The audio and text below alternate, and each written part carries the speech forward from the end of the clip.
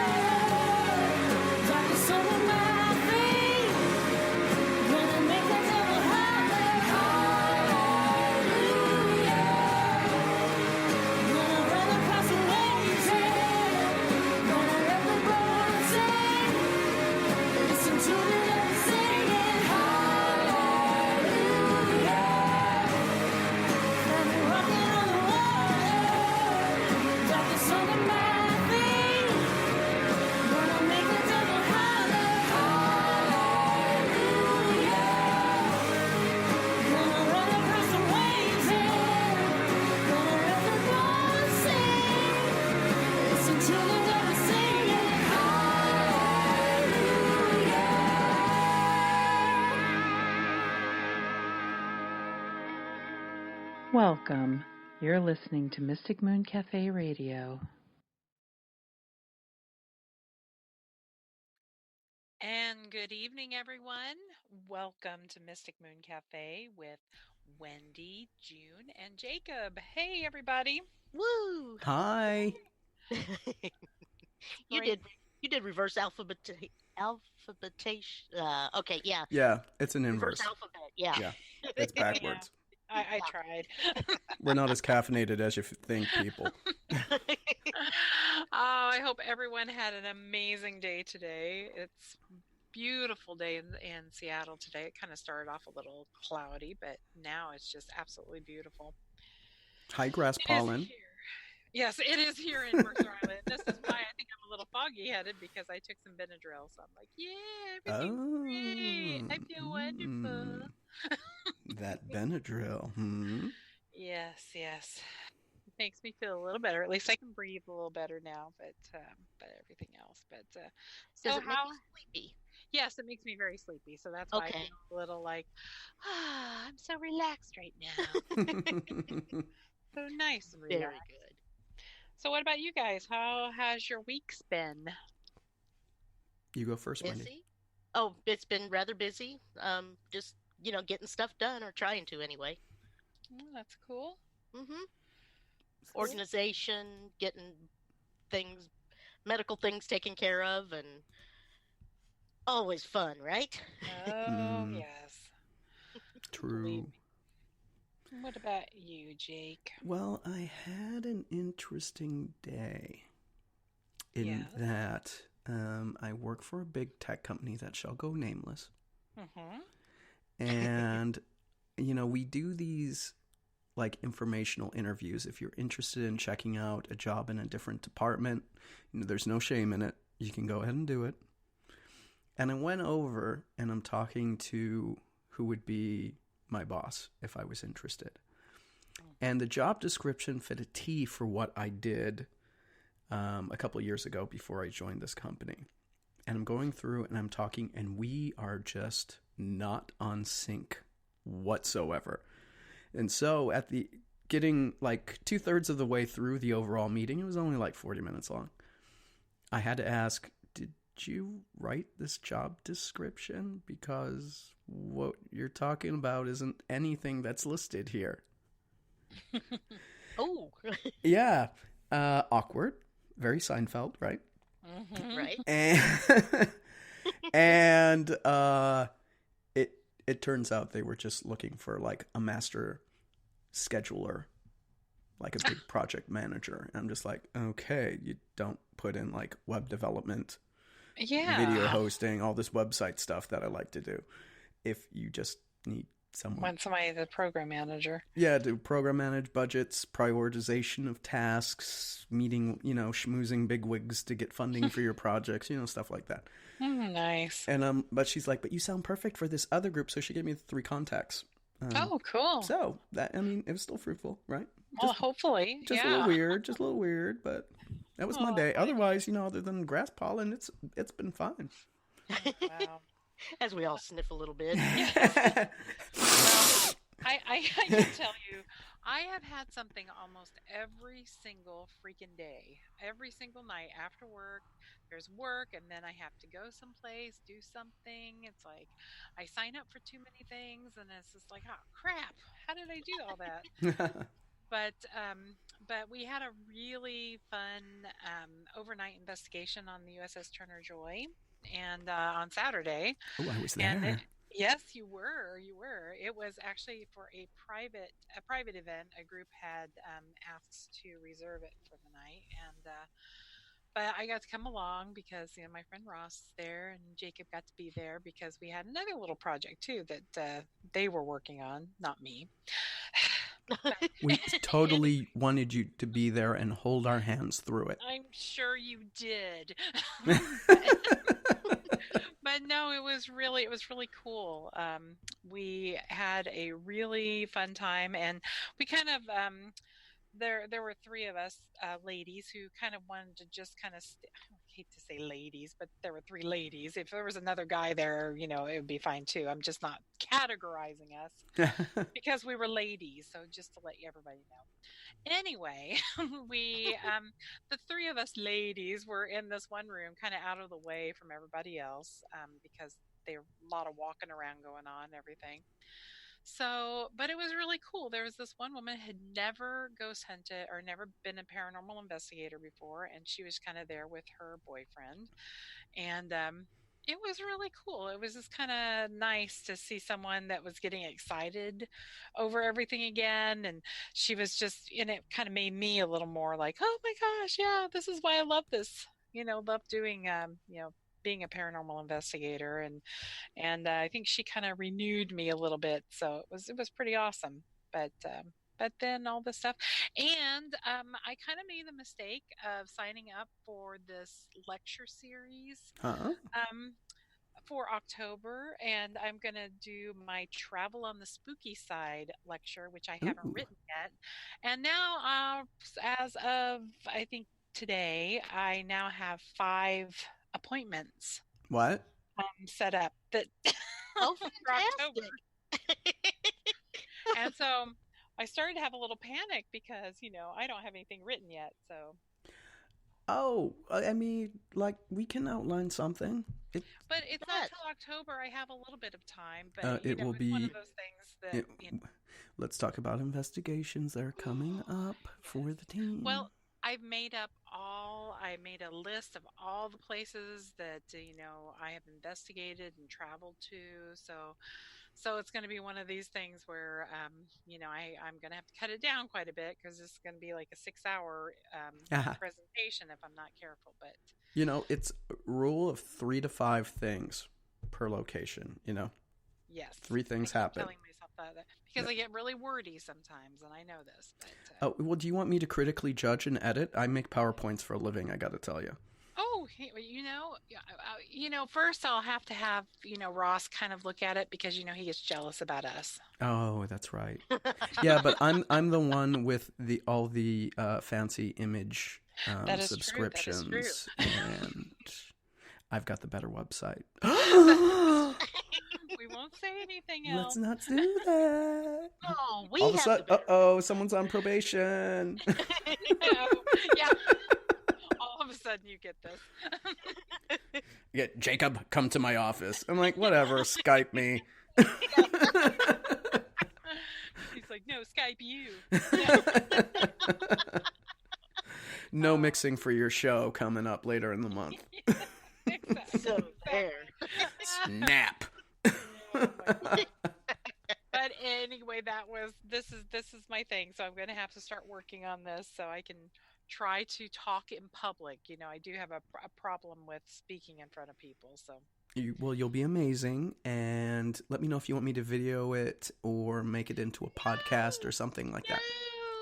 What? We could do a podcast, girl. We could make that a podcast. We could make that a podcast. Actually, we could absolutely. Yeah. You never know. But I think, June, if it comes down to it and you get too nervous, sing it like Mel. Yeah, I could do like a little rock opera with about paranormal investigation and traveling. Oh, that would be fun. Spectral rap. I went to London. I was in the underground. Okay, that was really bad. Whatever. We're here to entertain, right? We'll work on it. Yeah. Well, just wait. Give me a quick sec. I have to make sure we get our plug in for Crimson Cloak Publishing. So before we do anything, thank you to Carly for letting us invade your space and take up time on your minutes. On your plan and letting us be our crazy, foolish selves as we talk about ghostly and paranormal things. So thank you, Carly. I'm glad somebody does. Yay! Thank you, Carly. Thank you, Carly. Well, let's see. We need to just so you know, folks, tonight we will be live conferencing in the United Kingdom with our guest. So it's really early their time. Or it's kind of really late. Well, early in the morning, late at night. Would it be early in the morning or late at night? Is it 8 hours difference? We'll have So, to ask yeah, them, I eight guess. for you. Okay. Yep. Mm-hmm. Well, oh yeah, sorry, 8 for me. Yeah. Oh yeah, it's 2 a.m. there. Yep. Oh my goodness, now I feel guilty. I mean, I don't know why.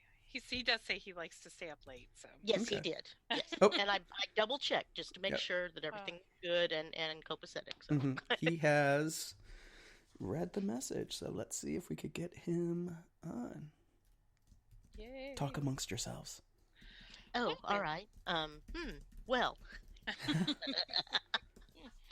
So, yeah, I guess, you're going to talk about this later, but what is one of your favorite cryptids, Wendy? One of my favorite cryptids? Mm-hmm. You personally. That's your cryptid in your heart. The dog man. Yeah? From Michigan? Yeah, I think so. Mm-hmm. Yep. We're not talking about Ross? Zing!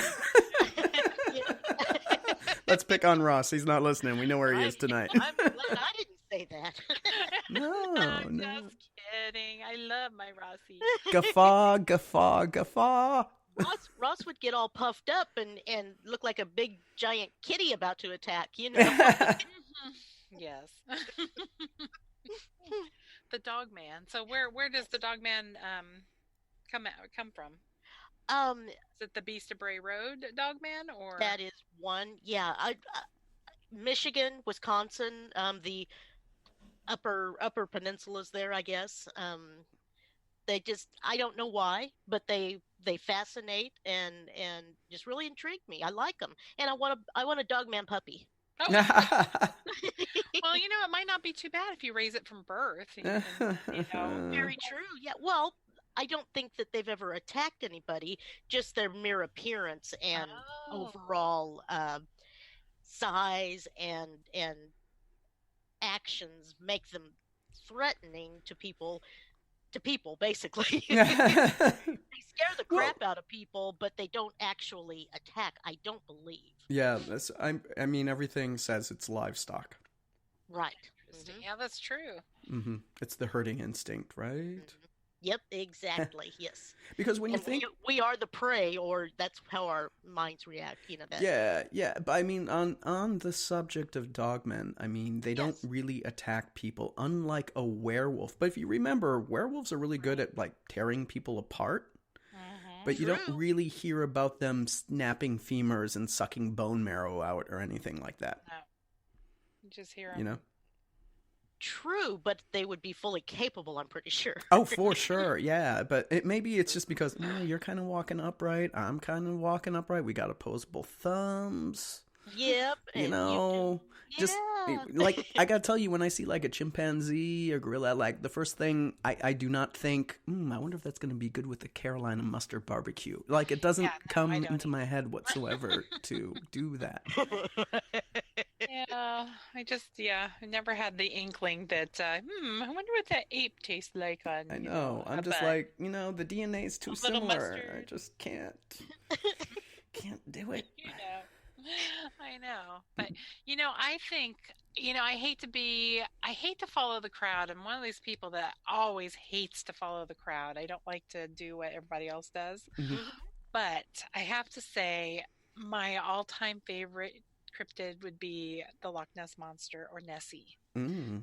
And when I went out to Loch Ness and I was on the Urquhart Castle ruins that's right on Loch Ness. Okay. You don't know how much I was like standing right there scanning the water. I see a branch and go, oh my gosh. And then I was like, oh. Well, Rich, our guest, when he arrives, you can grill him about Loch Ness and Nessie, and he writes quite a bit about it. Mm-hmm. That is true, yeah. And several of the other lochs up there, and they're monsters. Yeah, which you don't really hear about so much. They definitely get overshadowed by Nessie. At least from a North American perspective, we don't know in Scotland and England and Wales and Ireland. Maybe Nessie's the bunk one to them, and the others are more legit. I haven't really heard a different angle. Right. Though most of the Brits I've known are really into phantom black dogs. Was it Black Chuck? I think they're related to the dog man personally. That's my theory. Mm-hmm. Like the Grimm in Harry Potter. Well, yes, exactly. Okay. Yes. And they usually portend, disasters or or they're warnings for something or like other. a little furry Mothman. Yes, exactly. You know, that whole Mothman thing, I guess I should read more about it. I thought he was like maybe an intradimensional harbinger of doom. I mean, some people say he's a ghost. Some say he's something else. I don't... Or an alien. Or... Yeah. I don't personally subscribe to the demonic side of any of these creatures. I just don't. I think that's just... something scares you, so you need to demonize it and call it a demon. Like most people do, yeah. Yes. Yeah. Yes. I was going to say, on my side, when it comes to cryptids, and I wouldn't call it a cryptid, though. It's more like a cursed human. But I'm a big fan of Wendigos. But not like the kind that's 12 feet tall with the massive antlers knocking down trees in the forest, but, the crazy zombie-like thing that wants to eat human flesh. Right. Yeah. But it's easily confused with another, and this wouldn't be a cryptid. This would be a revenant. Like the vampire type? Well, so there's another spirit in Chippewa or Ojibwa, and I hope I pronounced Ojibwa correctly. They're called baycocks. And these are skeletal warriors that rise from the ground and kill... like Army of Darkness when they had the sword fights with the skeleton. Yeah. It's like taut skin pulled over a skeleton. I mean, they're not really rotting, and they move like the wind. They're super fast with their bows, arrows, and hatchets. In some of the legends, they consume the liver of the person they killed, but you have to be disrespectful in order to have. So I guess you would call it like a revenging revenant or something like that, because they only go after, if the wolf is the sacred animal, then, and you kill a wolf and a baycock's around, the baycock's gonna hunt you and kill you, and you won't know you're dead until you're dead. Oh wow. And you're like, oh damn. And you're just like, damn, I got an arrow in my head. Oh shit, I shouldn't have killed that wolf. How did this happen? Yeah. It's like my whole life. How did this happen? Mm-hmm. Oh, that's gonna leave a mark. Yeah. Well, Jake, would you like to maybe introduce our guest? And I believe he's ready to call in whenever we're ready. Yeah. So I've got the link I sent to him to click to join us. Okay. Very good. Nice. So all he has to do is click that, and he'll join. But I have a lengthy bio here. Cool. And there will probably be mispronunciations, just so you know, because there's... Let's not snicker too loud, Wendy. Yeah, I'll try not. I'm like, drag me through the mud. I don't care. Okay, here we go. Let me get into radio voice. Please do. Me. Okay. Richard Freeman is a full-time cryptozoologist. He searches for and writes about unknown animals. He has hunted for creatures such as the Yeti, a dark-haired giant upright ape in North India, the Mongolian Deathworm, a personal favorite, a much-feared burrowing reptile of the Gobi, the giant anaconda, a monster constricting snake in South America, the Ninki-Nanka, a dangerous dragon-like beast from the swamps of West Africa. That one I will have lots of questions about. The almasty, that is Richard. Hi, Richard. I'm in the middle of your bio here. Just a sec, okay? Let's see here. Where was it? Okay. Now, this is one of the words I'm going to screw up. Okay. Orang-Pendek, an upright walking ape in Indonesia. The naga, a giant crested serpent in Indo-China. The ghoul, a relic hominin from Tajikistan. And the Tasmanian wolf, a flesh-eating marsupial in Tasmania. He is the Zoological Director at the Centre for Fortean Zoology. This is the world's only full-time mystery animal research organization. It is based in North Devon. That would be Cornwall, England, I believe. So, Richard, if you're there, how are you, sir?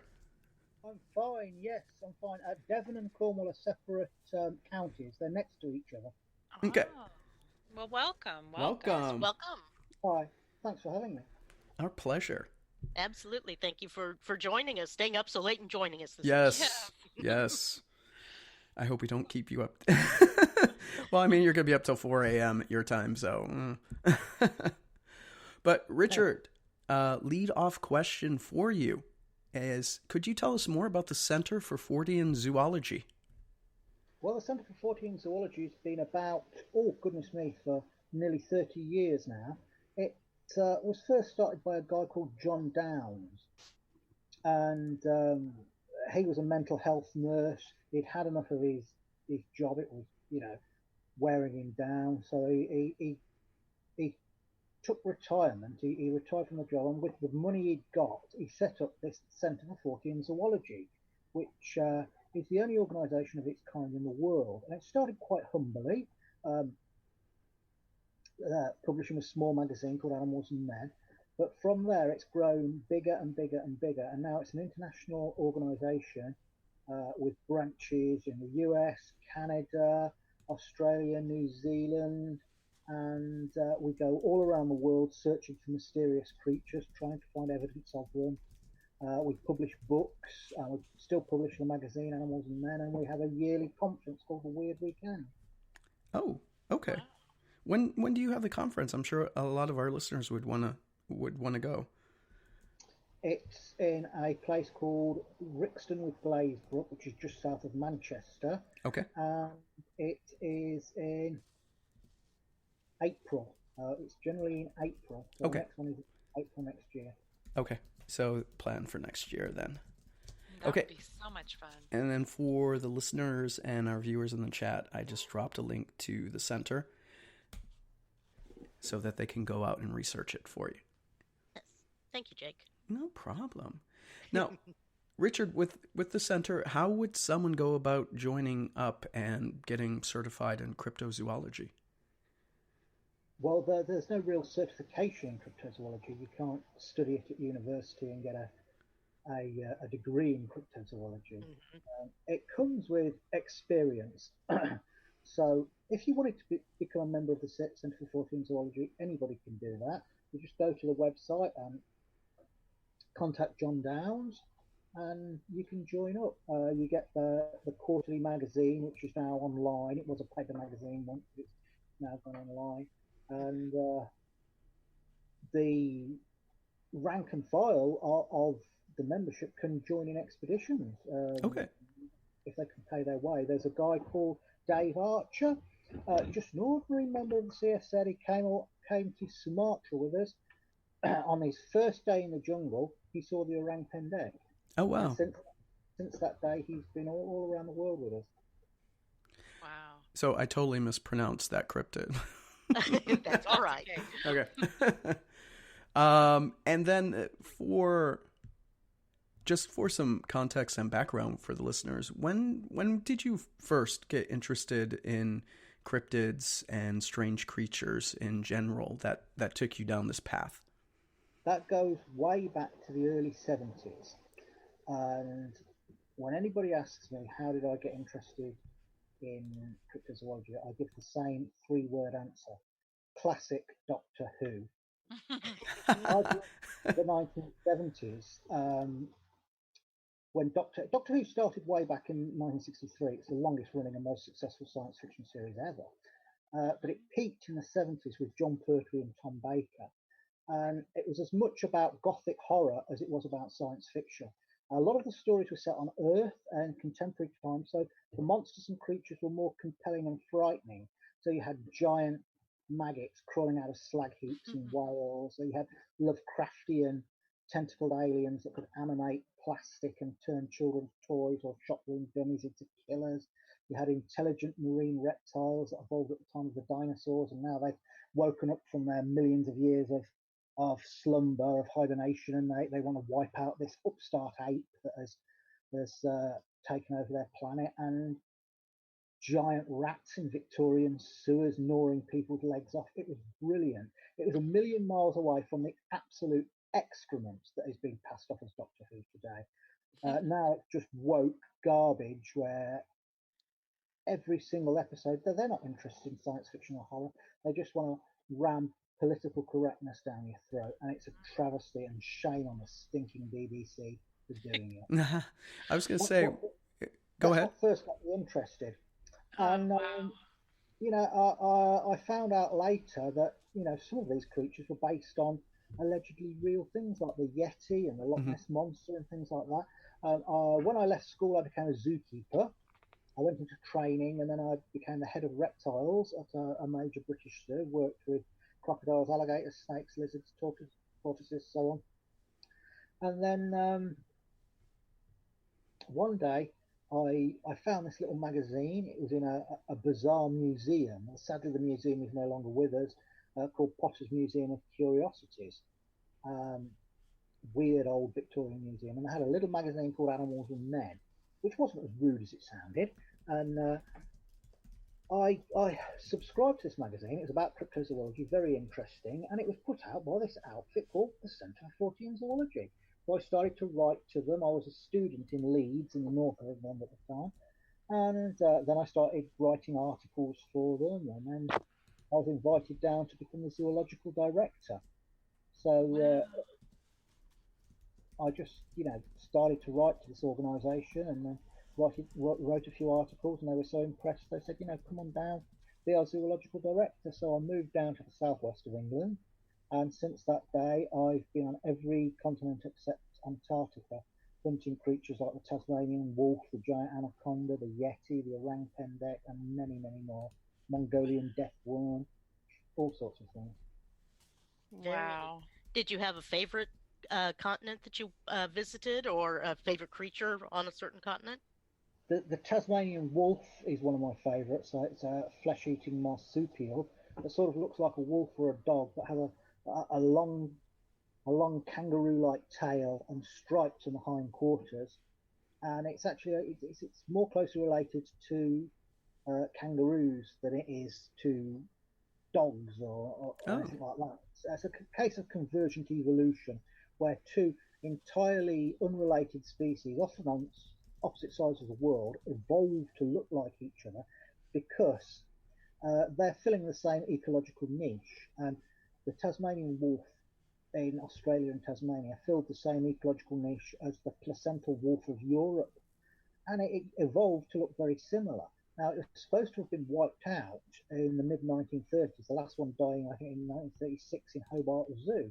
But since then, there have been over 4,000 sightings of this creature. Wow. And it's been called the healthiest extinct animal you will ever meet. And I've been over Tasmania 3 times now on the track of it.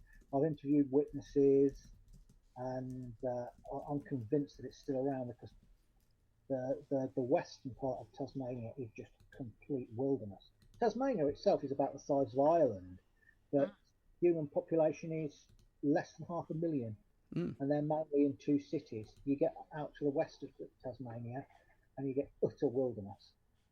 Oh wow! Yeah, I've been to Tasmania before, and it's gorgeous, and it has massive lavender fields in the middle of it, so it smells amazingly well. Wow. So Richard, have you traveled to all of these places, or at least some or all of these places that you found the creatures and stories? Oh yes, I've been to all over the place. Tasmania, Sumatra 5 times on the trail of Orang-Pendek, Guyana looking for the giant anaconda, Mongolia for the Deathworm, Northern India for the Yeti, Russia for the almasty, the Russian wild man, Tajikistan for the ghoul, which is another type of hominin. Wow. Where else? All over the place. Oh my gosh. I lose track sometimes. That's fantastic. That's the life right there. That's amazing. I guess I should interject here, and we did a poll and asked our readers which cryptid they were most interested in hearing you talk about, and it was the Yeti. Yeti. Now, the Yeti is possibly one of the most misunderstood cryptids going. If I were to ask you what colour do you think the Yeti is, what would you say? Brown in the summer, white in the winter? Or just brown? I was thinking white, but then again, I could be thinking like Yeti. Abominable from Rudolph. Mm-hmm. You know how many sightings of white Yeti have ever been reported in recorded history, as far as I'm aware? No, sir. How many? 2.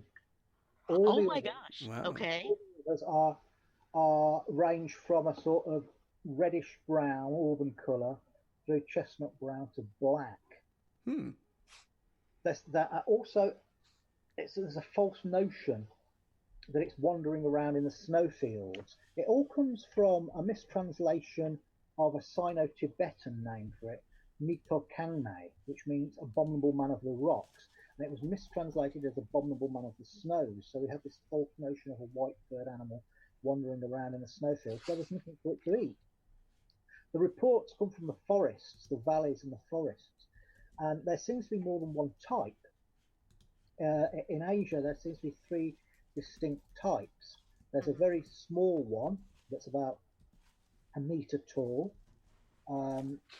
light brown fur. Then there's a man-sized one, which can move both upright and lope along on all fours. And then there's the big one, which is the one we're most familiar with, the massive upright one, which has dark brown to black fur.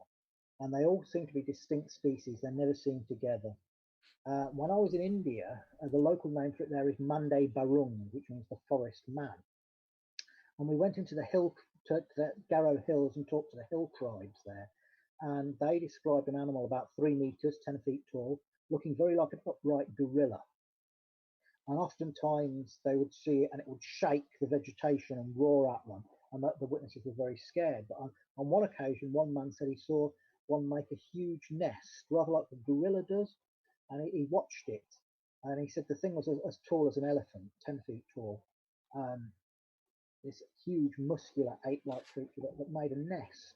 He watched it making a nest. Another guy saw a female suckling a young while it was eating bamboo. And all the sightings of it were describing the same animal. They all dovetailed. And this part of northern India, the Garo Hills in the state of Meghalaya, the next state up is Assam, where the Yeti is called Konglang Po. And then if you get further up, you finally get to Bhutan, where it's called Maigor. So there are unbroken sightings all the way through this area, which is mainly mountainous forest. Oh my. That's amazing. Have you seen any personally? I've never seen the Yeti. I've seen the tracks. I saw tracks by a forest stream in northern India where the thing had gone along, and it seemed to have been pushing over quite large boulders, more than a man could, and it seemed to have been collecting and eating freshwater crabs, and it had left these large man-like tracks. They were about 12 inches long, but the guy that was with us said he's seen ones 19 inches long, so this was probably a sub-adult. And they're omnivorous. They'll take plant material, fruit, vegetables, roots, but they'll also kill animals as big as yaks or cows. And they're said to grasp the horns and twist the neck, break the neck. Or they will hurl large rocks. They'll pick up rocks. And it's said that the Yeti carries a rock as a weapon. And they can throw rocks with immense force, bigger than any human could lift up, and throw them with immense force and crack the skull of a yak or a cow. Sure. Wow. That does sound more gorilla-ish than I'm not sure what else. Yeah. Well, we know from the fossil record that there was a giant ape in the area once. About 300,000 years ago, there was a huge ape called Gigantopithecus, and it's known only for its jaw bones and its teeth. But the shape of the jaw suggests it walked erect, and it was bigger than a gorilla. And there have been estimates that put it at 9 to 10 feet tall.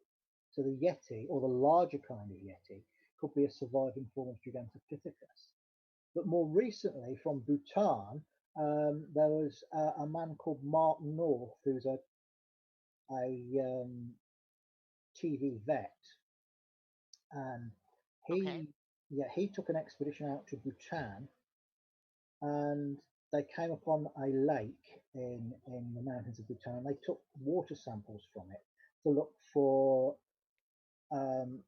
something called eDNA, which is environmental DNA.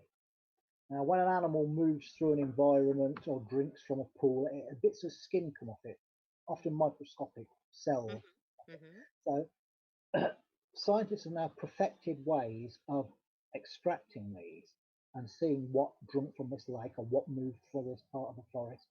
Now, when they got back to Europe, there's a French geneticist with this guy, and she looked at the eDNA, and they found a species of wild goat and a species of wild sheep that were unknown in that particular area, which was fascinating. They also found primate DNA. Wow. And the primate, whatever it was, shared 99% of its genetic makeup, 99% of its DNA with humans. Mm-hmm. So that's more closely related to humans than chimpanzees. So there is a large unknown primate there, we know from the eDNA. Oh, wow. That is fascinating. Oh, his name was Mark Evans, not Mark North. I beg your pardon, that was an error on my part. The vet's name was Mark Evans. Okay. And he did a big documentary. It's called Lost Kingdom of the Yeti. If you can find it online, it's absolutely fascinating. And that shows the where they found this pool and how they got the eDNA. And at the end, the geneticist is saying this thing shares 99% of its DNA with human beings. So that's an unknown species. Oh, wow. Interesting. Very, very interesting. Did you ever watch the American show with Josh Gates, Destination Truth? From time to time. I was wondering if you saw any of his, because I know there's a lot of the creatures that are in your book. He has tried to see if he can find evidence of or tried to find, and it was really fascinating. A lot of things, you know. Of course, they made it, you know, Americanized funny, but it was pretty fun. Is he would go to these amazing places, and he'd seem to spend 2 or 3 days there, and he seemed to sort of sneer and laugh at the locals. Mm. Yeah, that wasn't too good. I didn't like That that. annoyed me.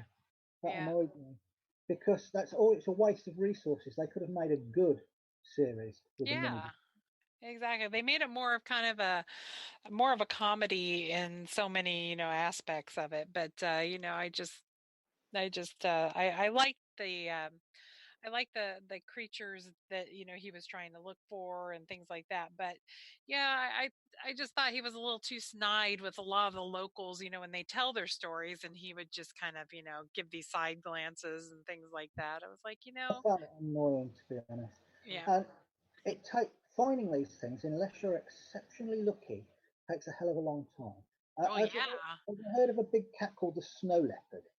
Mm-hmm. Yes. Yes, definitely. I think it was the late 60s, early 70s, they went out to try and film snow leopards. They knew they existed, but they'd never been caught on film in the wild. And it took something like 6 or 7 years Wow. of being on the ground in the Himalayas to finally capture a snow leopard on film. So if you think about something like the Yeti, a large, probably fairly solitary ape, it doesn't move in big troops like gorillas and chimpanzees. It's intelligent, probably more intelligent than any other ape, and it doesn't want to be found. Exactly. It's going to take forever and ever. Yeah. Mm-hmm. So, Richard, the question I have for you is because a lot of people confuse like the North American Bigfoot and the Yeti. Yeah, are they distant relatives? Did someone cross, you know, the Ice Age bridge from 10, 12,000 years ago, or do you think they developed separately? The bigger kind of Yeti and the Sasquatch may be one in the same thing, or very, very closely related. Now, you get brown bears in North America, you also get them in Europe and Northern Asia. So it could be a similar thing. A lot of animals cross that land bridge. Mammoths cross the land bridge. Horses, which originally evolved in America, millions of years ago, then moved into Asia, became extinct in North America. They crossed back again. All sorts of animals cross the land bridge, mastodons, and finally early man. Mm-hmm. And it's also interesting to note that we're finding more and more hominins, the relations of the ancestors of man, not only in the fossil record, but in genetic markers in modern populations of human beings. We already know about Neanderthals. More recently, some finger and toe bones from a cave in Siberia yielded a complete DNA sample of a new species, the Denisovans, which were completely unknown, and they've just found some jawbones of them in the Himalayas, and they look much bigger and more robust than Neanderthals. We have Homo floresiensis from the island of Flores in Indonesia, and that only stood a meter tall. It was, and it seems to have been more closely related to Homo habilis than Homo erectus. Originally, it was thought to be a dwarf island form of Homo erectus, which we know left Africa and spread out through Asia and into Europe.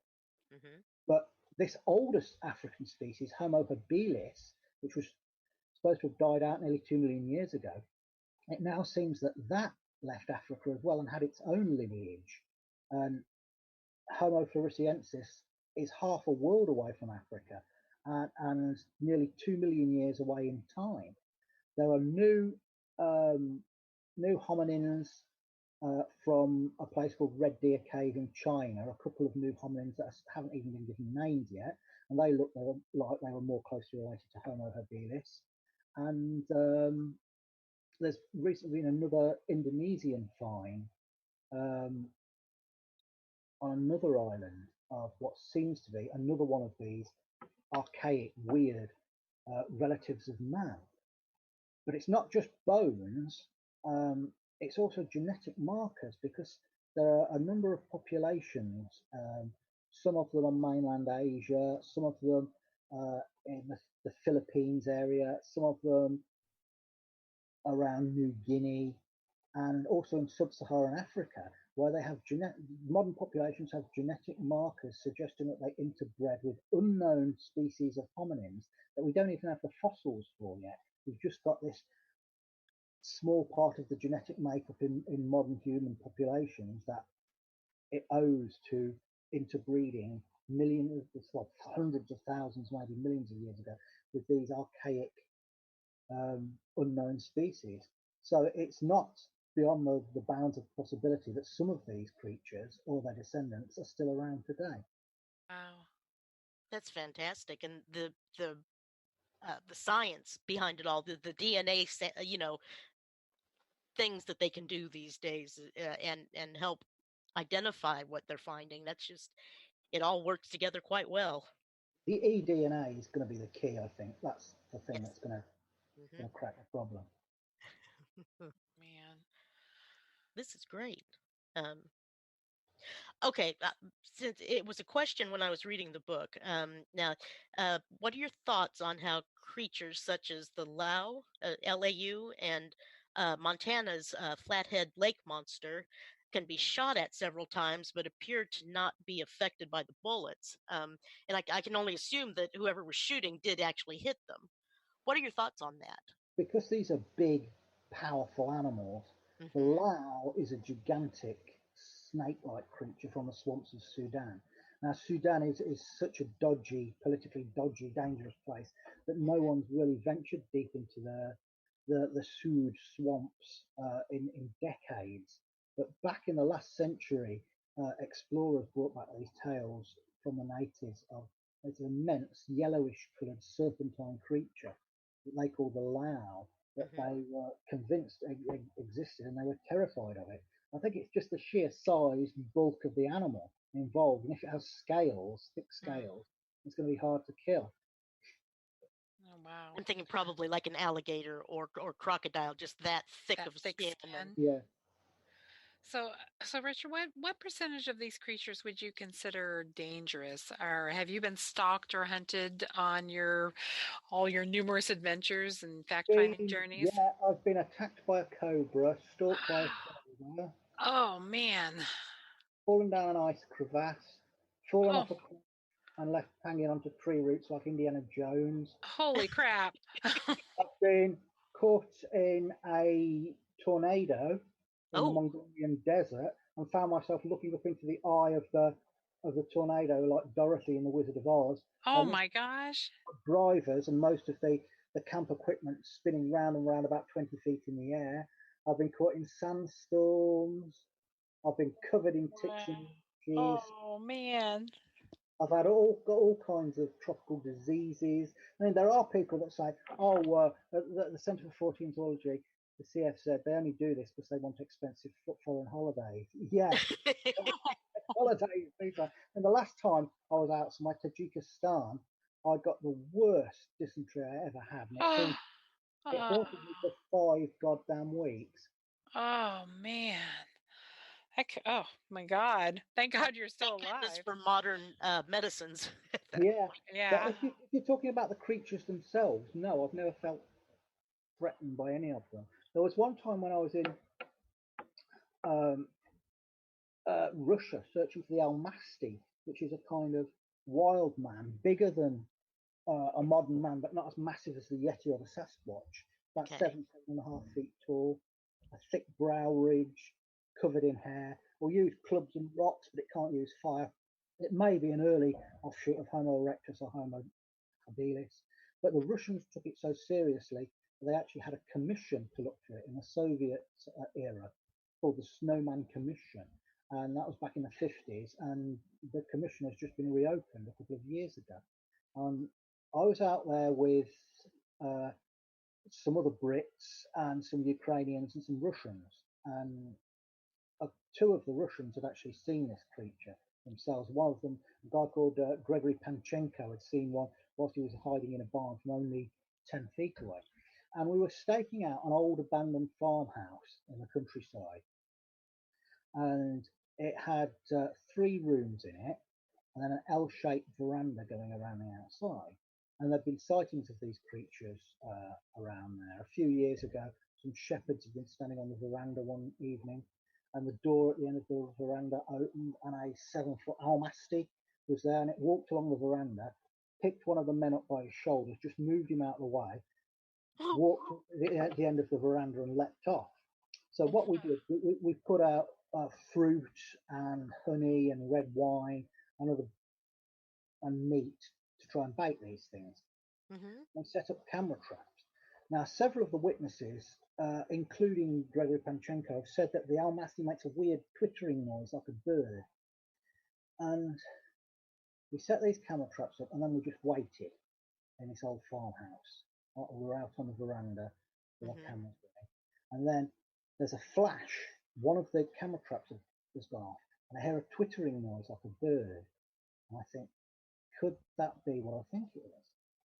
But then there's nothing but silence for hours on end. And it gets to about 2 o'clock in the morning, and I go into one of these rooms with the other guys because we want to get warm around an old stove in there, so I want to warm up.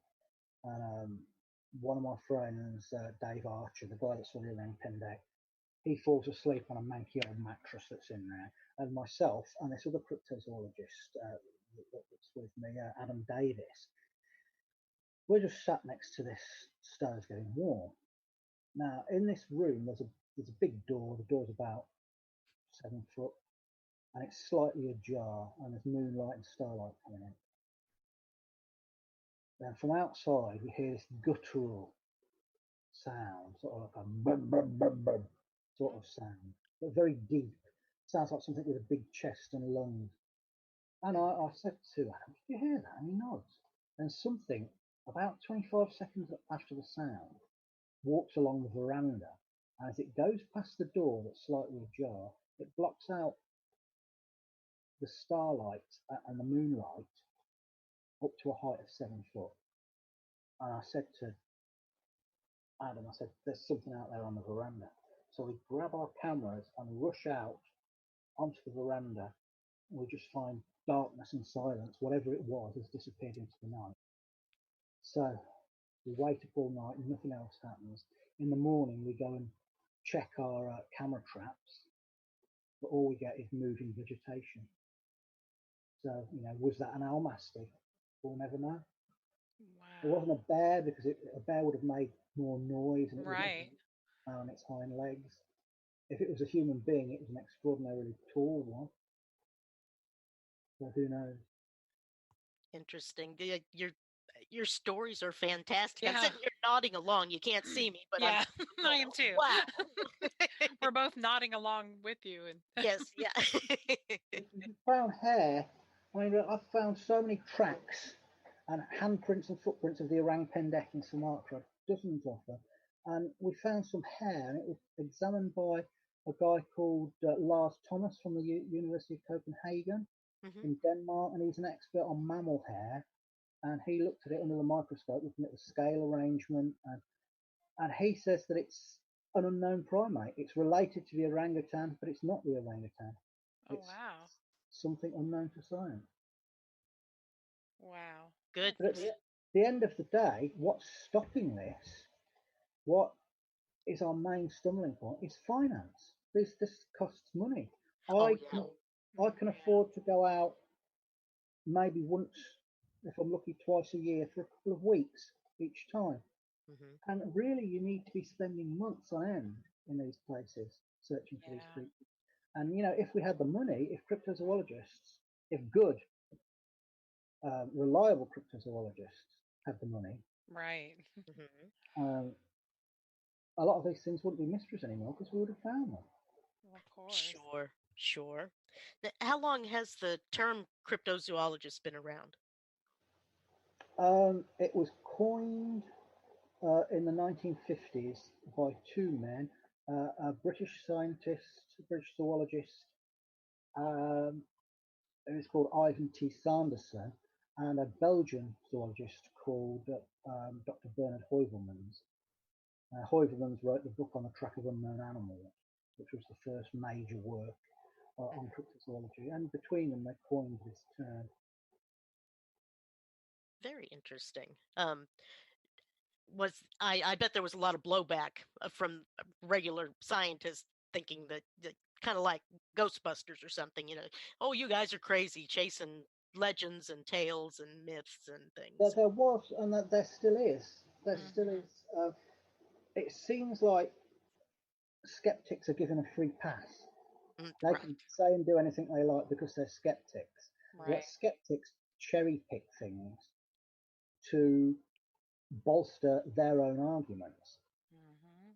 They're as guilty of that as anybody else. Now, the thing about cryptozoology, remember, is there's no paradigm shift. We're not talking about spaceships coming from, you know, other solar systems. Right. I was trying to Alpha Centauri or something like that from Star Trek. We're not talking about spirits of the dead or phantoms or anything.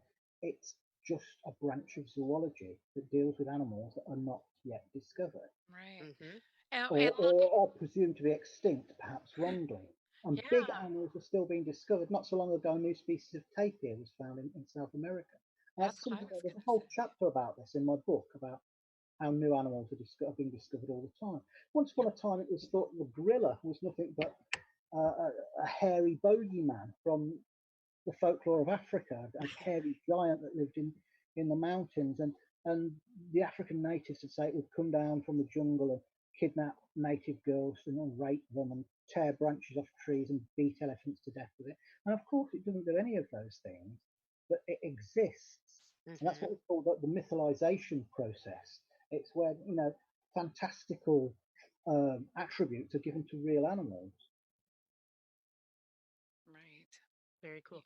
Do you speak several languages, or do you have to use interpreters when you go? We use interpreters. The key to it is getting a good local guide. And we've had some great guides. In Sumatra, we had a guide. Sadly, he passed away now, called Sahar Dimas, who was a brilliant tracker in the jungle. And he had lived in the jungle 14 years, and he'd only ever seen the Orang-Pendek once. Wow. When we went to South America looking for the giant anaconda, we had a great guy called Damon Corrie, who was the hereditary chief of the Eagle Clan Arawak tribe. So he was an actual native, a native chief. He was brilliant. So it's all down to getting good guides. And the guide is it's not just about interpretation. They set the whole thing up for you so you hit the ground running. They find witnesses, They organise transport and cooks and things, people to transport your equipment. So the most important person on an expedition is the guide. Oh, absolutely. Yeah. And how much equipment do you take with you usually on an expedition? We try to travel light. We take camera traps, and we take still cameras and movie cameras. And we'll take things for taking samples. We'll take we'll take alcohol, not the drinking sort. Yeah. Maybe I'd have to have lots of that on it, but well, stuff that well, if you drink this alcohol, you go blind and die. Yeah, that's not good. Preserving DNA and biological samples and wow. things to put the samples in, sample bags and little bottles and things like that. Sure. But we try travel light as much as you can. Trying being the operative word. Yeah.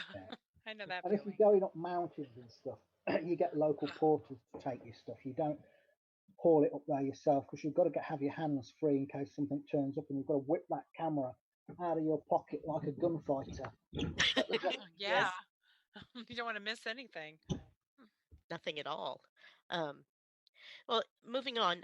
June, I know you love Loch Ness. Would you like to ask about Nessie? Oh, yeah. I hate to be one of the millions of people in the crowd, but I've always Nessie's always been my favorite since I was a little girl, and I got to go to Loch Ness and around the Urquhart Castle, Urquhart. Okay, sorry.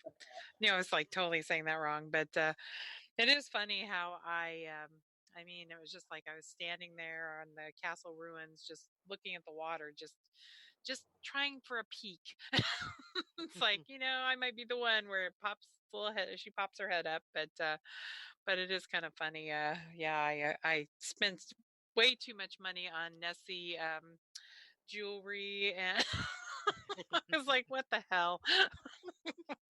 But yeah, it was really amazing just seeing that area and everything else, and then realizing how deep that water is.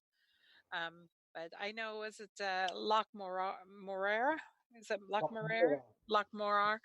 I know it's supposed to be a lot deeper than Loch Ness. And you said creatures there. Deeper than Loch Ness. It also has a monster. There's some monster reports there. And the thing about Loch Morar is there's no tourist industry there. There's no Loch Morar Visitors Centre or anything like that. It's just a small village and one hotel. Now, when I was there, the woman that ran this hotel says people see things in this lake and it never leaves the village. Most of the reports, because the locals won't talk about it. And she said that just the year before, a couple of lads from Yorkshire had been on a fishing holiday, and they rented a boat and they'd gone out onto Loch Morar. One of them was looking out, and the other one was operating the tiller at the back. And then they see what they think is a dead tree in the water until their boat comes alongside it, and this 30-foot long serpentine thing, which they thought was like a log or a dead tree, rears up in a great arch and dives under the boat. And they just turn the boat round, get back to shore, and leave. I might have walked on the water, but that's me. But that sighting didn't leave the village. It wasn't publicised or anything. And the guy that rented them the boat, him and his friend, McDonald and Simpson, their names were. One of them's passed away now. I can't remember which one. But in 1969, they were out on Loch Morar, and they actually collided with it. It came right alongside their boat and bumped into the side of their boat. They think it was completely accidental. And one of them shot at it with a rifle. And they said it was about 30 feet long and some greyish-green colour.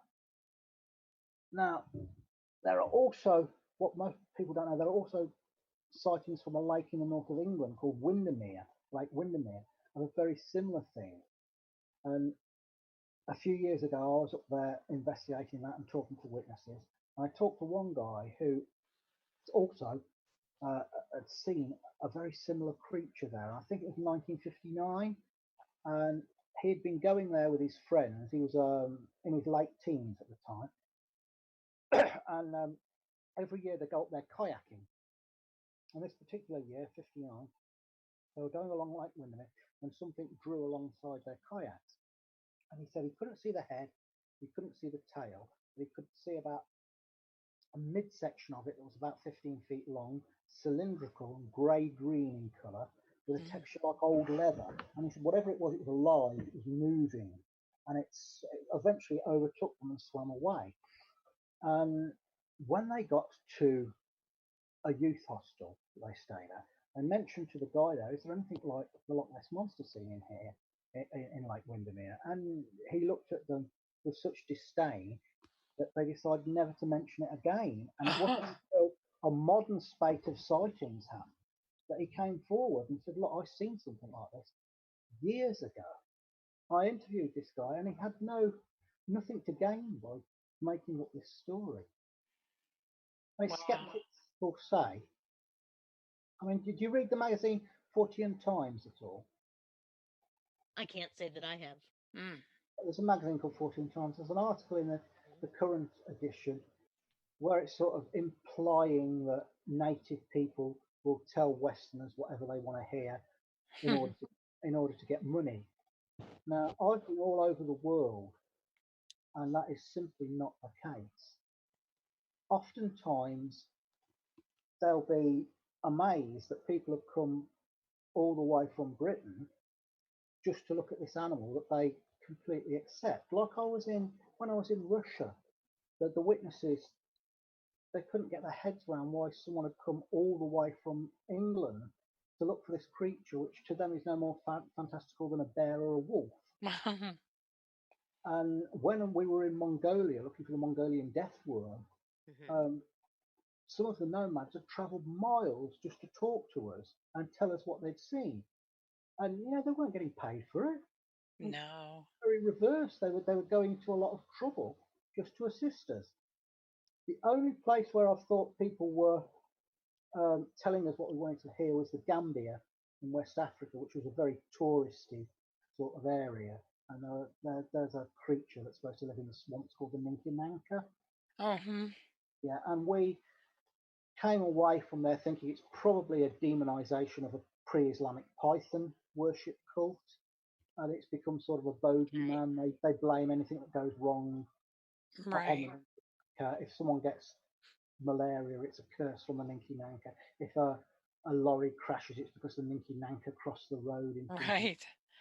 And they have a big touristy, a tourist kind of thing for that creature too. I've seen like a whole bunch of T-shirts and little statues and. Yeah. I mean, there's one guy. We went on the BBC World Service radio and said, and there was a little newspaper article, and I said, well, we're looking for information on this creature, the Ninki-Nanka. And this guy rang us up, and he lives at a place called Mandanari, and he said, in the swamps in Mandanari, there's a hole, and there's a Ninki-Nanka in this hole, and if you throw a dog down, the Ninki-Nanka will come up and devour the dog and see it. And I said, well, I'm not throwing a dog down. I love dogs. We'll go there and sit.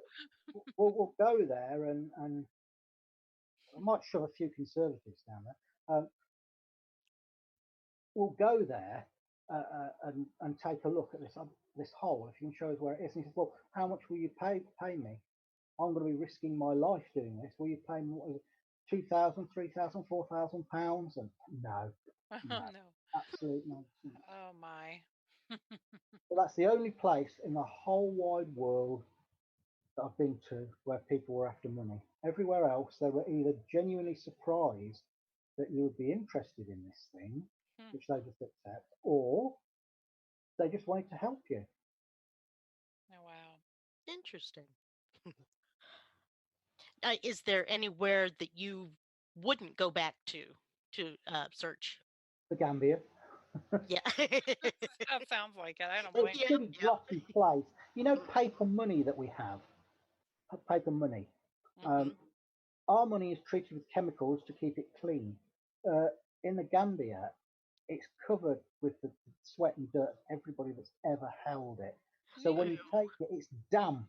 It's almost wet with sweat and filth and grime. And you think, what germs am I picking up from this? Yeah. From this? Ew. Yeah. So I wouldn't go back to the Gambia again. Okay. But can't be any place. That's good to know. I mean, I'd think twice about Tajikistan because of how ill I got. Oh my gosh. The Sure. people there were incredibly hospitable and kind and full of information. But I got so damn ill there. And after I came back to England, it lingered for weeks and weeks afterwards. Oh, that's awful. Oh. Are there inoculations you can take beforehand to help stave off some of these, or? Well, I always go to my doctor beforehand and then look at where I'm going, see what jabs I need, and if I'm up to date on them. But with something like dysentery, you can't really.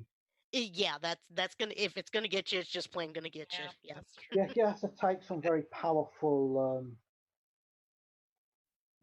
tablets to. Like antibiotics and things like that. Yeah, I mean, but I Just drinking the water. was taking Imodium and things like that, and it was doing very little good. Oh, wow. I've got a friend who's recommended this stuff that the army use, and it's like this gel stuff in little packets, and that's supposed to be an incredibly powerful. What's the opposite of a laxative? Where the constipation. Yeah. To stop. Stitching gel. Stitching gel. Gel. Do you remember those? Yeah, we didn't get that. We just doubled over in the army. Oh.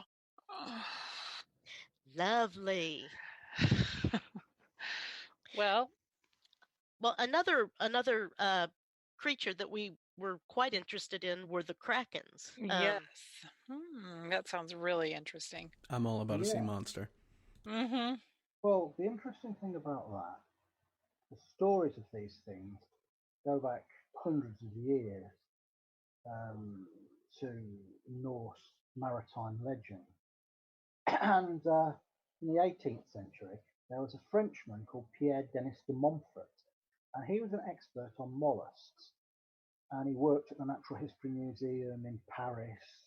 He had ties with the botanical gardens as well. And he wrote a number of books on mollusks. And he was sent on expeditions as far afield as Egypt. And at the time, he was one of the most celebrated scientists in Europe. And then he got talking to American whalers from Nantucket and other places who had settled in Paris. And they told him about finding these huge sucker marks on the bodies of sperm whales. And sometimes the sperm whales that they harpooned would vomit up huge tentacles. So he came up with a theory that there were enormous squid, bigger than anything known to science, and that was what was behind the kraken legend. And he talked to another captain whose boat had been becalmed off the coast of Angola, and a couple of sailors had been lowered down to scrape barnacles off the hull when one of these huge squid appeared, snatched them from the cradle, and then actually attacked the boat and only retreated when they hacked off one of its tentacles. Wow. And he wrote this book on giant squid and giant octopus, postulating that they were much bigger than anything known to science. And because of that, he became a scientific pariah. He lost his job. No one would employ him. He was reduced to selling seashells. Oh, man. He was once one of the most celebrated scientists in Europe. And in the end, in 1820, he died of starvation in a Parisian gutter. Oh, how sad. And then in the 1850s, the first giant squid was captured and he was proven correct. Oh, man, that's sad. He wasn't given the kudos for that, for predicting they existed. He's been almost universally forgotten by the scientific establishment. Wow. Now, I call him the prophet of the kraken. And the kraken. One of the things I'd like to do is I'd love to make a documentary about the man and his life and his works. Oh, that'd be great. try and redeem him. Mm-hmm. Get him better known like he should be. That'd be really great. Just kind of give him his due, his just due. That's really sad. Was he the one that wrote a book? It was darn it, it's going to elude my memory. There was an old book from the 1800s that I had picked up and free now, but I think it was along those lines. Was it Systema Naturae or Naturae? That had. I think the name was more generic. Gotcha. Like, anyway, okay. Meanwhile, but they're all in French. As far as I know, they've never been translated into English. Oh my, okay, all right. So I think you might have been thinking of a guy called Anton Cornelius Odermans, who wrote a book on sea serpents in the 19th century. I believe that's the one. Yes. Okay. His theory that they were related to seals and sea lions, only much bigger. Wow. It doesn't really work because seals and sea lions are air breathers and they have to come onto land to give birth. So if they were hauling up onto land and to give birth, we'd have found their birthing colonies by now. So whatever sea serpents are, it's unlikely that they're some sort of giant seal or sea lion. Wow. Well, what about kelpies? The kelpies. That's one thing I really enjoyed too, was seeing the huge statue of the kelpies in outside of Edinburgh. Well, the kelpies from Scottish folklore, the water horse. They're supposed to be a demonic creature that takes the shape of a horse and is seen near a lake. And if anybody tries to ride it and mount the kelpie, it'll dash down into the water, taking the rider with it, and then drown them and eat them. Ooh. But they're probably just fictional folklore that serve a purpose of keeping children away from deep water. Yes, that would keep me away. This is fascinating, though. The statues are beautiful. Have you seen them? No, I haven't actually. It's absolutely beautiful. They're huge, and of course they have different lights change, and it's was really fun. But neat, June. Did you have a picture of that from your visit? I probably do. It's like in my just one or two, right? In my 4,000 pictures of just Edinburgh alone and London. I know when you get to talking about the Scottish and the Irish, the Celtic, I guess that is, the water creatures, I think of Manan MacLear and think, I wonder, you go, maybe he's letting his little pets out to play some in the water. A lot of them, I think, are sightings of gigantic eels. Oh. European eel lives in fresh water, but when it gets ready to breed, it swims out into the Atlantic to the Sargasso Sea, and they breed and die. And then the babies, which are called leptocephalus, they swim back following scent trails to the ancestral freshwater of their forebears, and then the system goes round again. They'll grow up, swim out to mate, die, and the babies come back. But every so often, it's thought that a small portion of these eels don't sexually develop, and they're called eunuch eels. And they get bigger and bigger and older, and nobody knows how large or how old they get. But a lot of the sightings of the Loch Ness Monster, the Loch Monster, the thing in Lake Windermere, and a lot of the Irish ones sound like huge eels. And a lot of time they've been seen slithering along on land, which of course eels can do that. And in Ireland, in fact, they call them horse eels, these giant things. They call them horse eels because they're supposed to be an eel that's to stick around as a horse. Good Lord. That I wouldn't want to meet one. No. No thanks. 2004, a Canadian family reported seeing an eel 25 feet long in Loch Ness. Wow. Damn. Have you ever been to Lake? I believe it's Cheney in Russia, and looked to see what might have dragged off and eaten 19 people in the last 3 years? That is one of the places I most want to go to. Oh, wow. Lake Chany in Siberia. Something that is described as being serpentine, 30 feet long, has killed and eaten 19 people there. And the local people that live around the lake are asking the government for an official investigation, and they haven't had one. The government are just giving them a brush off, saying, "Oh, people are just getting drunk on vodka and drowning." But there's one woman who saw this creature take her son. She was on the shore, and her son, who was a soldier, he was about 23, I think, he was in a fishing from a boat. The creature ran the boat. He fell in the water. It grabbed him. They never saw him again. Another guy was out on, in another case, was out with his friend fishing on a boat. The creature ran the boat, grabbed his friend. He made it to shore. Never saw his friend again. Oh. And the government say, "Oh, people are just drowning," but it's the kind of drowning where bits of the drowning victims wash up with big teeth marks on them. It's like the script to a horror film. Mm-hmm. Yeah, definitely. It really is. Yeah. Well, no one has been out there to investigate it properly, and it would make a tremendous documentary. Now, I've tried to get people interested in financing something like this, but no one will go for it. And it's not the only Siberian lake. Lake Labaninka is supposed to have some monstrous creature in it, and the people there say it's flipped over the rafts of nomads and devoured them, or they've chased deer into the lake, and it's come and grabbed the deer and pulled the deer down. Lake Vorota is another one where they're supposed to some of these huge creatures, and just nobody has gone and done a serious investigation. You could do it over the summer, all three lakes.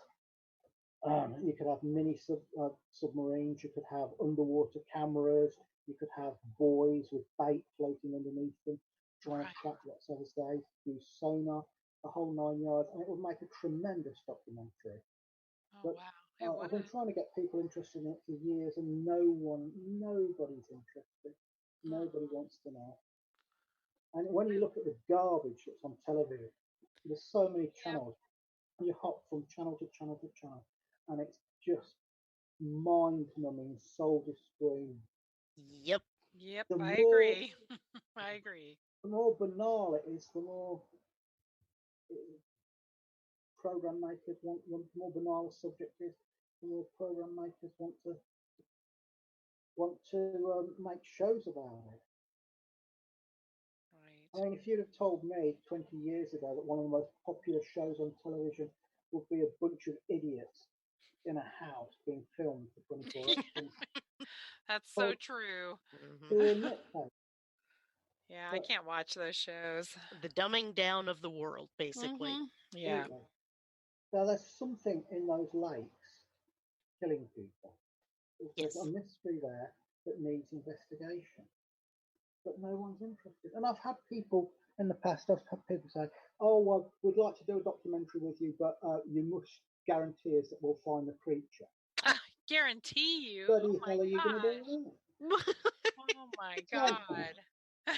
About 15 years ago, someone from the BBC approached us and said they wanted to come on one of our expeditions, and that we would pay for it.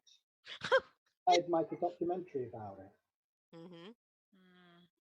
Wrong. Wow. Yeah, you got to come up with the funding at least, guys. Come on, work with us. Well, moving on to like North America, I know we've got the Champy in Lake Champlain, and now like is the I'm gonna probably is that typical Thank you for of that. North American lake type monsters? Yes, quite typical. And then off the west coast, you've got Cadbarasaurus, or as the Indians used to call it, Hyatruculus, the great Pacific sea dragon. which is a serpentine, reptilian-looking creature, anywhere from 40 to 100 feet long, that moves in a sort of vertical looping motion, has this horse-like head, spines down the back. But it's interesting to note that very similar creatures were seen in Along Bay in the late 19th, early 20th century. In the years just before World War One, the French Navy had a number of encounters with these creatures, and they described them very similar to Cadborosaurus, as 40 to 100 feet long, spines down the back. They said they'd shoot vapor from their nostrils, which is almost certainly the warm, like the way a whale, blowhole. It's not water; it's actually warm air that's shooting out. But these things would shoot the vapor from the nostrils, and some of the admirals were scoffing at what the captains had told them. So they went to investigate, and the admirals saw these things as well. And there's masses of records, French naval records, of them seeing these things and even firing at them with gunboats. And the shells having no effect on the creature's thick skin. And some of them were seen for prolonged periods of time, very close, some of them as well. And then on the opposite side, the opposite coast, on the east coast, in the 18th and early 19th centuries, there were sea serpent sightings all around New England and then the Massachusetts area. And once again, masses of people saw them. There were mass sightings, whole crowds of people on land, whole crews of boats and ships saw these things. And then sort of in the mid 19th century, they died off, whether it was due to disturbance, that the sightings from the east coast died off, but the ones on the west coast of the US and Canada are still going on today. Fantastic. And the French admirals and captains, when they were writing their reports, time and again, they compared these things to Asian dragons. And they said, this is what we think the Asian dragon is based on. Mm-hmm. Yeah, there was a good extensive bunch of information. I was busy reading the book and Googling what these things looked like in it. Next time, could you add pictures? Well, I wanted pictures in the book, but I wanted pictures, and I wanted an index, and I wanted notes as well, numbered notes, but they said it wasn't their house style, so I just had to make do with a big bibliography. Well, it's a really great bibliography because I've looked up some of these writers and their different books as well. But on the subject of dragons, I'm probably going to mispronounce this term, but could you explain gigantothermy, how it pertains to large reptiles? And since reptiles would be cold-blooded, how would they be able to survive a Siberian winter? Well, gigantothermy, it's when an animal gets very big, it loses heat a lot less than if an animal that's very small. A mouse loses heat much more quickly than an elephant. Oh, okay. It's just sheer bulk and body size. That's why dinosaurs could live in quite cool places. They didn't just live in the tropics, they lived in sort of cool places as well. And also, it's not impossible that some reptiles that we don't know about have evolved full on warm-bloodedness rather than just gigantothermy. One of the reasons the dinosaurs may have been so successful is because they were gigantotherms, so they have had the activity of a mammal, but the economy of a reptile, because they were not actively warm-blooded. They were warm-blooded by dint of size. And also things like the great white shark, that is found, it's a cold-blooded animal, but it's found in very cool waters, and it keeps its body warm by constant movement. The leatherback turtle, the world's largest turtle, the size of a small car, has just, found in quite cool European waters sometimes. Very good. Thank you.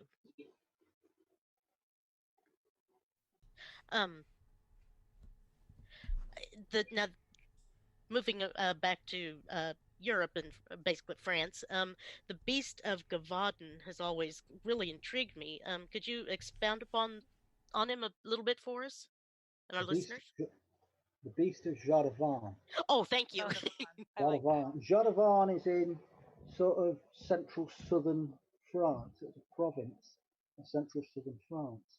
And in the year of 1764, an animal turned up there and started killing humans and livestock.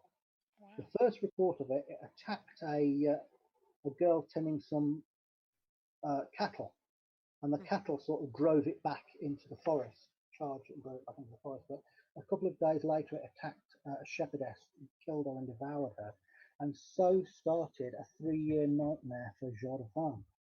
At the time, they'd just come out of a war, a very costly war with England that they'd lost, and there was a series of very harsh winters, and then this creature that became known as the Beast turned up, and over 3 years it killed and ate something like 118 people. Oh my gosh! Livestock. Now, the king at the time got wind of this, and he sent his best wolf hunters and their hounds to track it down. The hounds wouldn't follow or couldn't follow the trail. Whatever it was, ran rings around the huntsman, carried on killing people. So he replaced these 2 wolf hunters with his gun bearer, and his gun bearer went after it. His gun bearer couldn't catch it. And eventually, after 3 years, the sightings just petered out. It vanished, whatever it was. Over the years, people have tried to say, oh, it was just a very large wolf, or some people said maybe it was an escaped hyena, or it was a wolf-dog hybrid. A couple of people had actually shot things that they thought was the beast of Jardin. One man shot an exceptionally big wolf, and it was displayed at Versailles as the beast of Jardin. And the king thought, oh yeah, well, that's the end of the trouble. But it wasn't, because the people who had been attacked and survived said, this is not what attacked me. And the killings carried on. And then another guy, a guy called Jean Chastel, shot a big wolf-dog hybrid and also claimed it was the beast of Jardin, but it wasn't, because people were saying that's not what attacked us. And the killings carried on. Now, there have been 2 very good recent books on the beast of Jardin, and one of them was written by a German mammalogist, and he's looked at some of the contemporary reports, because a lot of the reports were collected and kept by 2 clerics at the time. And so we've got these contemporary reports that were written when the attacks were happening. And you build up an idea of what this beast looked like and how it killed. And it was supposed to be about the size of a donkey, a reddish brown hair, a long tail as thick as a human arm with a tuft at the end. It made a moaning, roaring sound, and it had a broad muzzle full of sharp teeth, and it killed not just by biting, but by clawing as well. One woman, when it grabbed hold of her son, she leapt on its back, so it must have been very big for her to leap on its back, and tried to make it let go by squeezing its testicles. And the beast of Jardin dropped the son, turned around and scalped her with its claws. And it would also kill large animals like cows by jumping on their back, pulling them down, and then putting pressure on the throat and strangling them by biting the throat and strangling them to death. And it did this with a number of humans as well. Wow. It almost sounds like a lion. I mean, it just almost sounds like a lion with the tail and how big it was and everything. It just makes me wonder. It sounds like a lion for a reason, because that's exactly what it was. There is no other animal that fits that suite of physical description and how it killed. And people say, well, why didn't they know it was a lion? Why didn't they say it was a lion at the time? Well, the thing is that people in rural France, peasants in rural France, were only familiar with lions from storybooks, Right. where they drew them with full manes. Now, a male lion often won't get a full mane until it's 4 or 5 years old.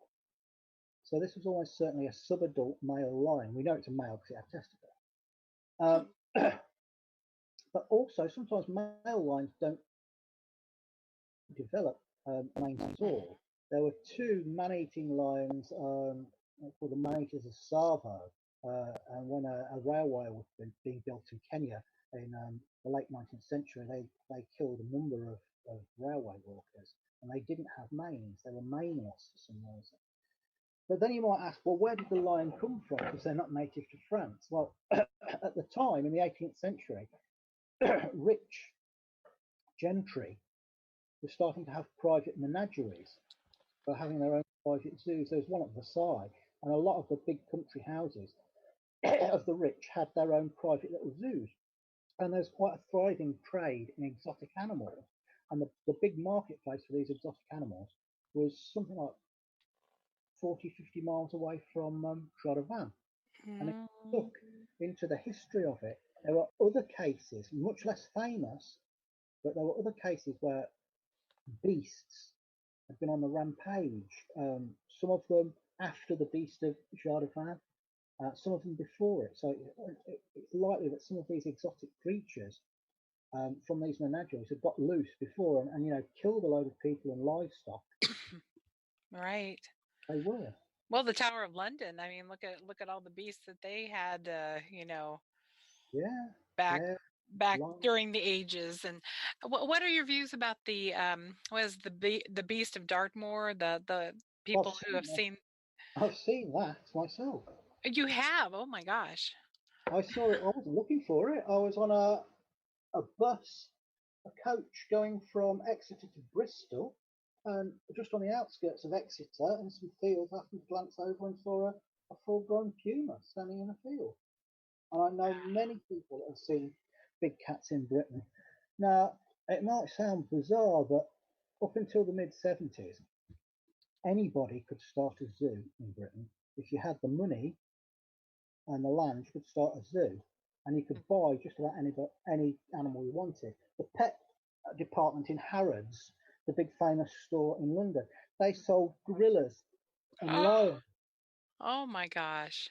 There were a lot of these little zoos around, and a lot of just privately owned big cats and other exotic creatures in people's backyards. And it all changed in the mid-70s when a lion, I think it was in Birmingham, attacked a kid. So they brought in this legislation where you had to prove you could keep them securely and you had to pay a big license fee. And most of them were just let go. Wow.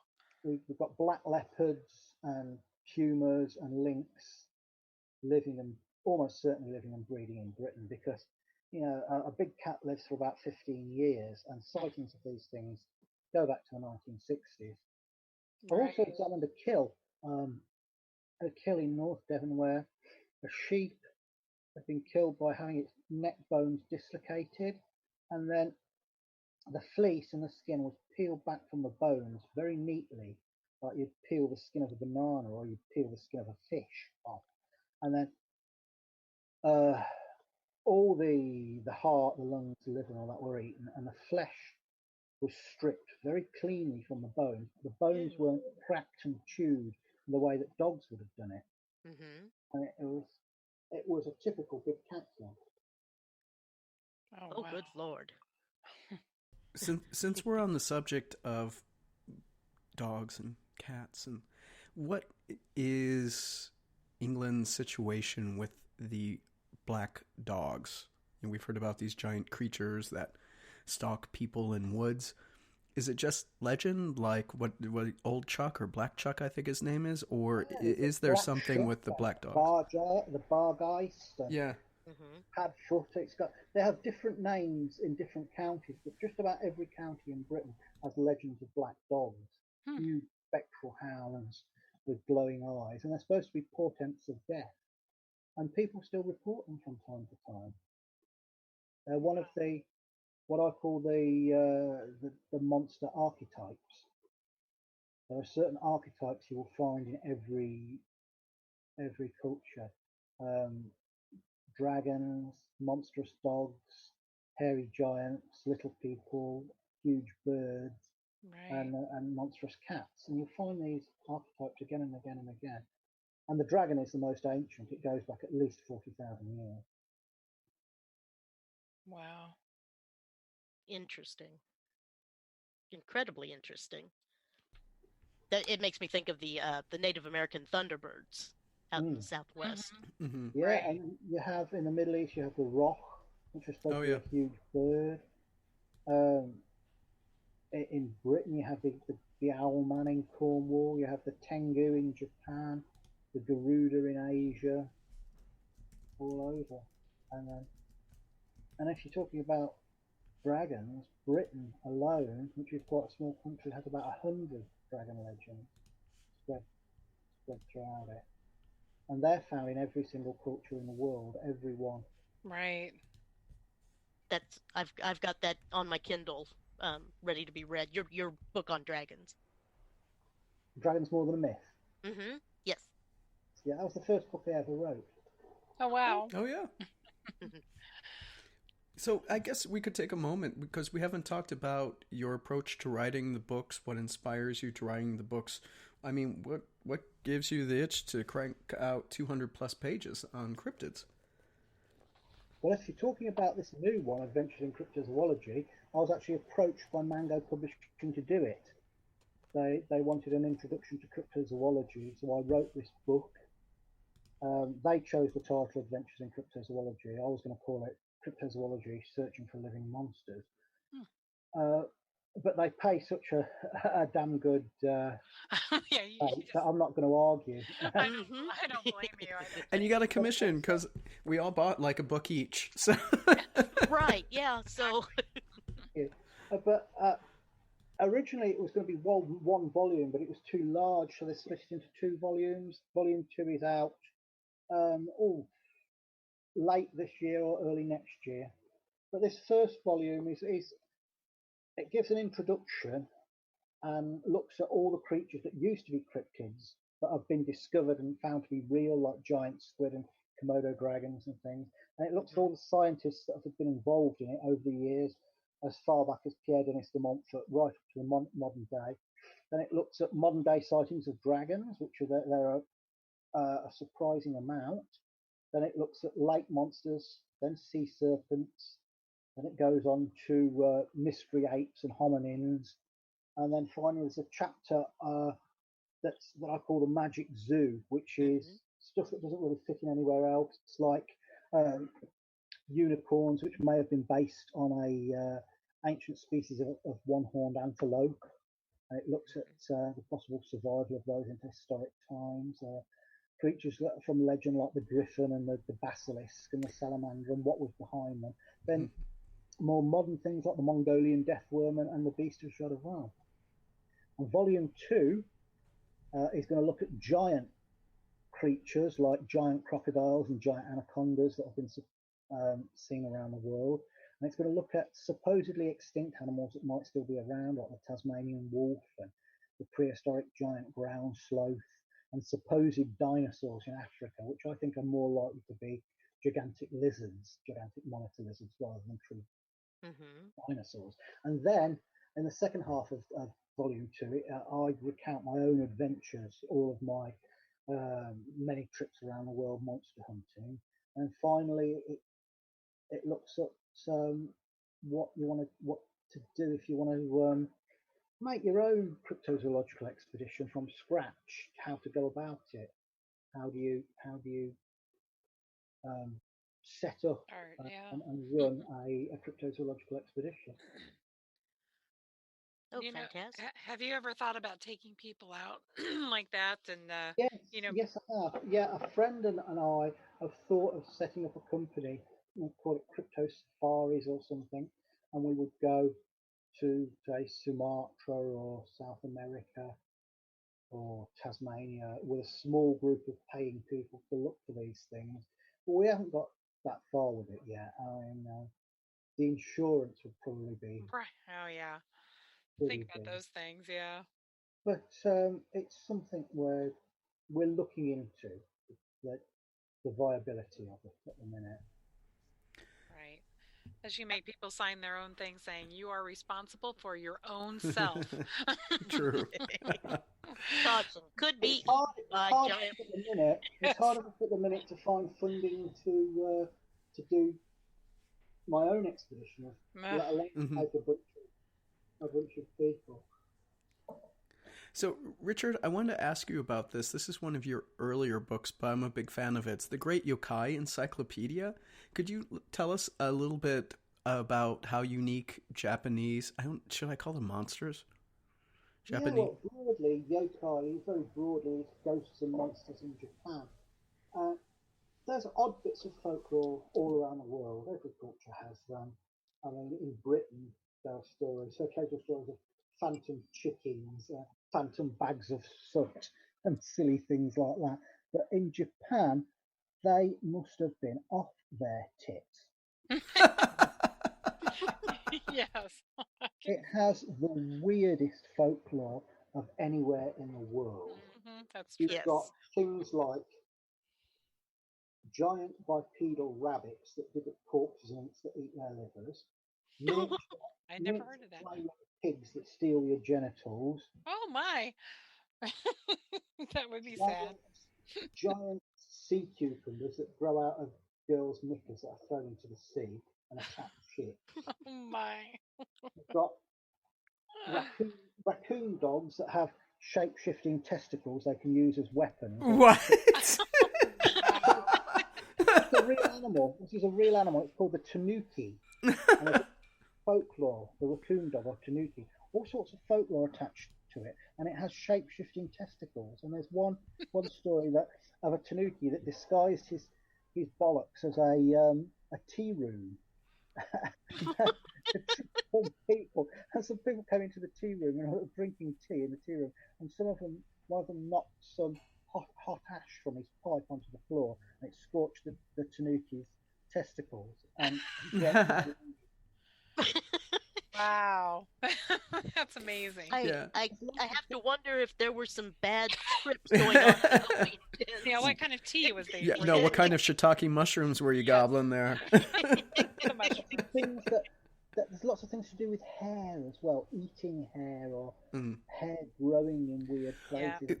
Well, I mean, licking. A lot of things with the ghost movies. Yeah, too, I was going to say, is that Uri? How do you pronounce that? Uri? Uri. Ghosts, yeah. Because go ahead. There's a creature called Tenjiname that has this great long tongue. It's got this horse-like face, this great long tongue, and it just licks the ceiling and leaves a big wet patch on the ceiling. Wow. So if you have a wet patch on your ceiling, you better go back outside. Yeah. The ghost of a woman that wanders around in the rain licking her hand. And there's another creature that licks all the filth out of poorly kept public baths. Oh. And when it comes to like the Japanese ghosts and craziness, there is the faceless woman ghosts. I can't remember what the Japanese word is for it, but they're thought to be tanukis playing tricks on people. But gotcha. Yeah, they have no face, and they'll turn around and they'll just be a blank face. Wow, that'd be terrifying. Yeah.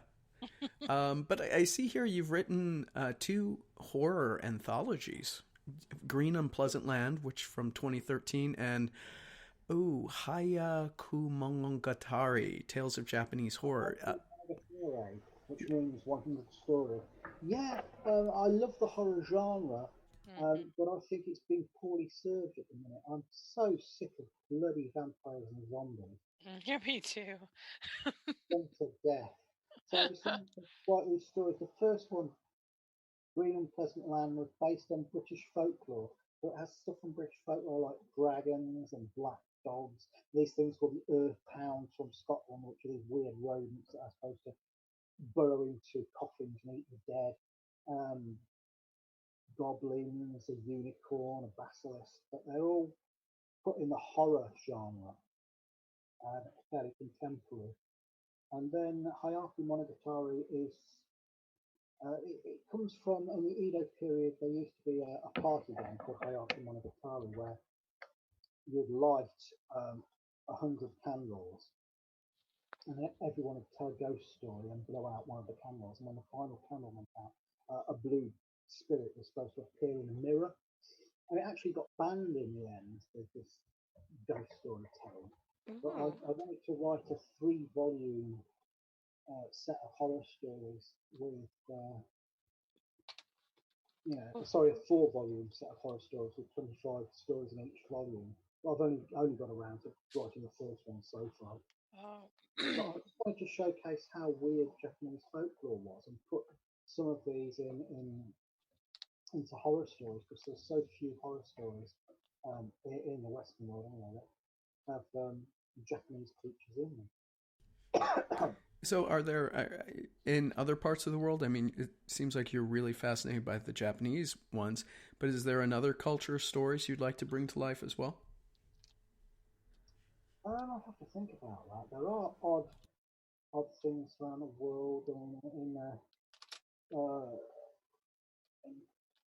the Philippines, there's a thing called the Ninki-Naka, which is a type of vampire, where the head leaves the body. It's always a woman, and the head leaves the body and flies around at night, dangling all the entrails behind it like tentacles.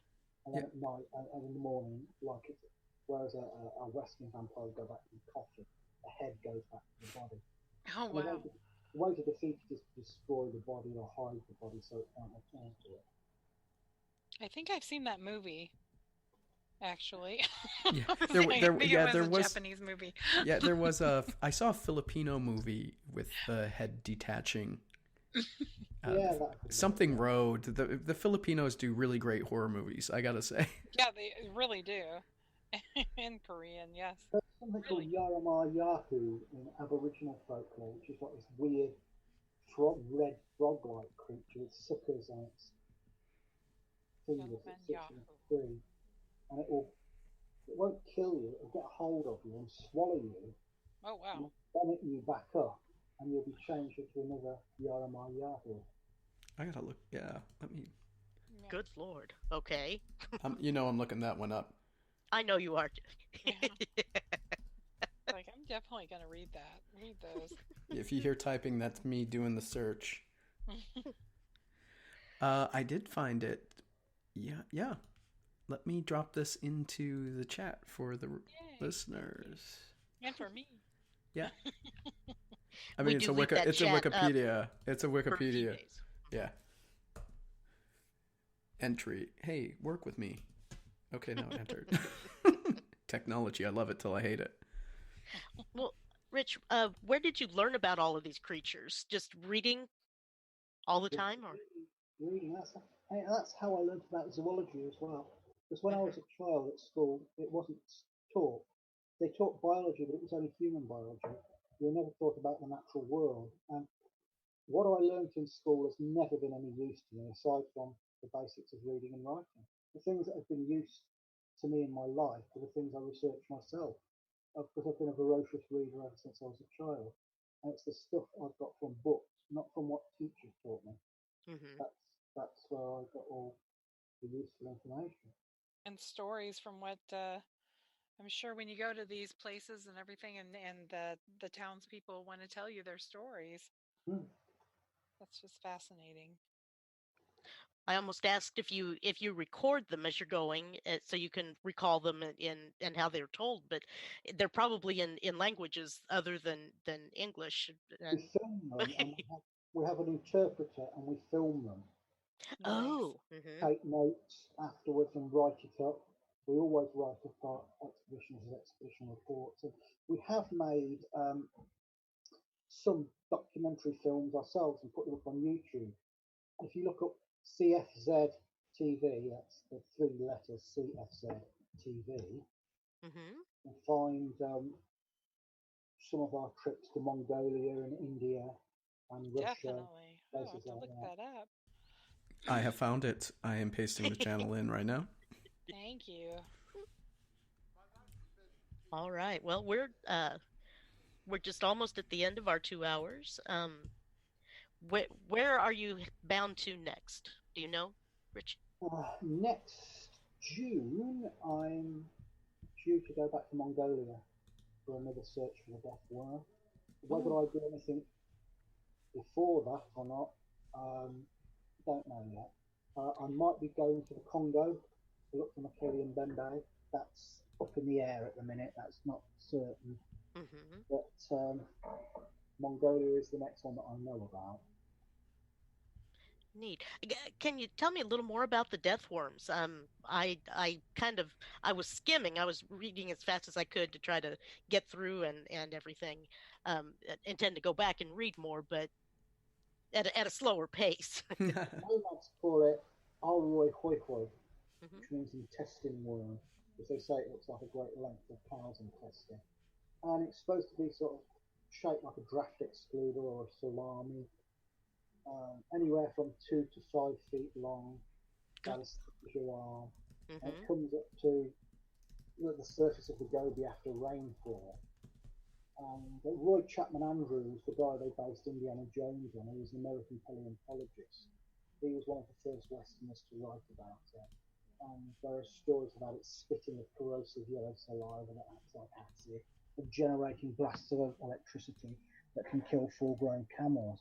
And when I went over there, I travelled for about 1,000 miles through the deserts of the Gobi and talked to many nomad witnesses. And they say that the electricity of throwing lightning, they call it, they say that doesn't happen, that's just folklore. But they're terrified of it because they think it can spit this poison.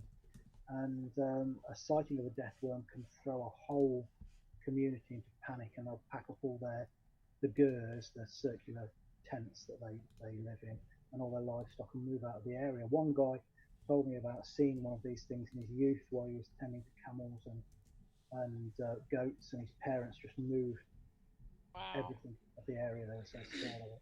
I mean, one guy had seen it way back in the 1930s, and a guy had seen it just the year before we were there, and they're all describing the same animal.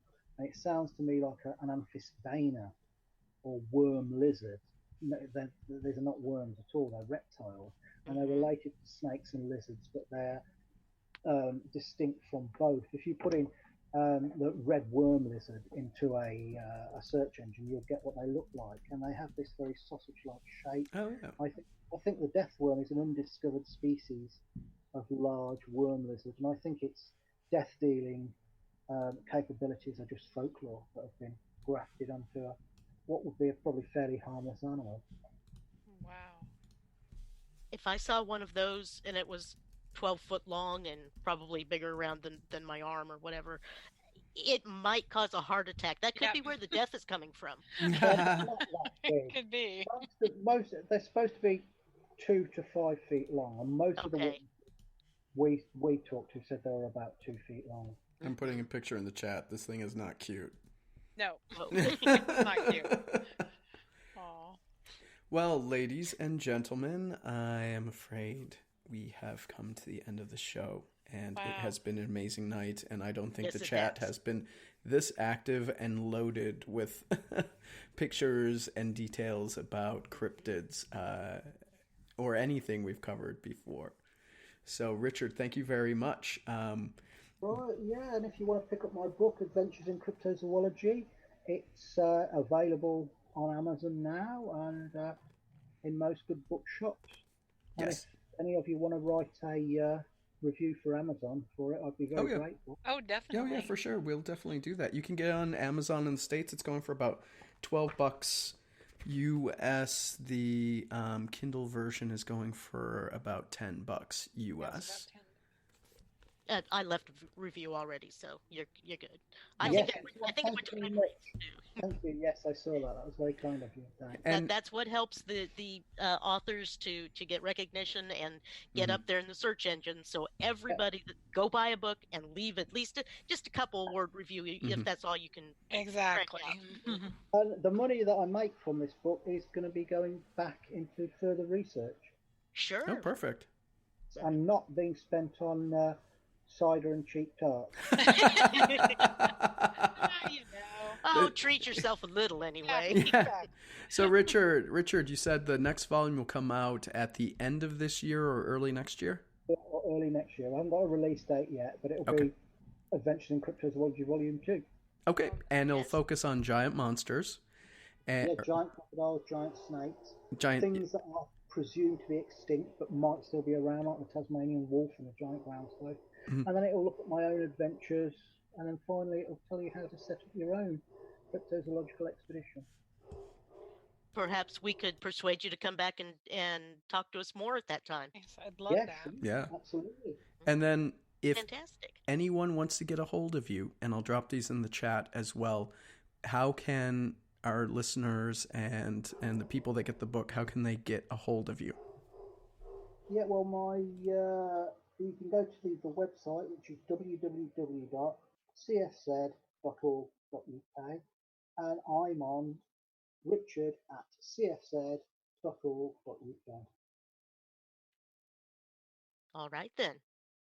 Well, thank you. Thank you so much again. This has been a great, it's been fantastic talking to you. So interesting. I just love it. I love the stories. Mm-hmm. Well, I've got to head to bed because it's 4 o'clock in the morning. I know. That's true. Thank you so much. 3 hours sleep tonight. We appreciate it so much. Very much so. Okay. Have a good night or morning. Good morning, yes. Good morning. Sleep. Have a good sleep. Have a good sleep. Have a good sleep. So, Wendy, June, parting words. Well, next week we have the Maliks, Jennifer and Kevin Malik from Upper Wisconsin. She is a psychic demonologist, and he is a historian, I believe, for ghosts and different parapsychology type deals. They do have a paranormal investigation team and all kinds of different things. I believe he was a writer or an investigator for MUFON as well. Right. And June might be on her own, most likely. Yep.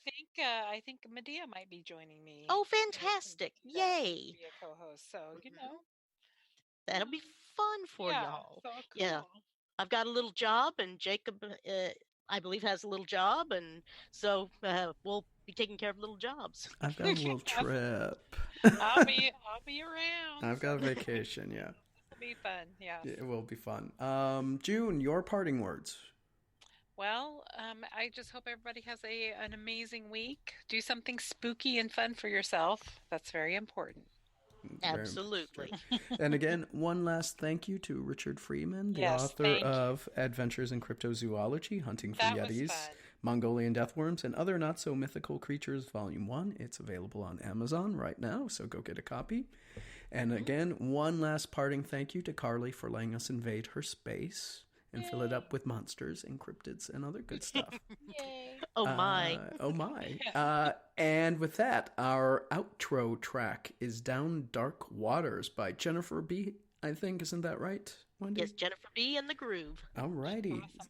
So, have a good night, everybody, and thank you for tuning in an hour earlier. It was a great show. Take care. It was. Goodbye. Good Bye. night. Good night.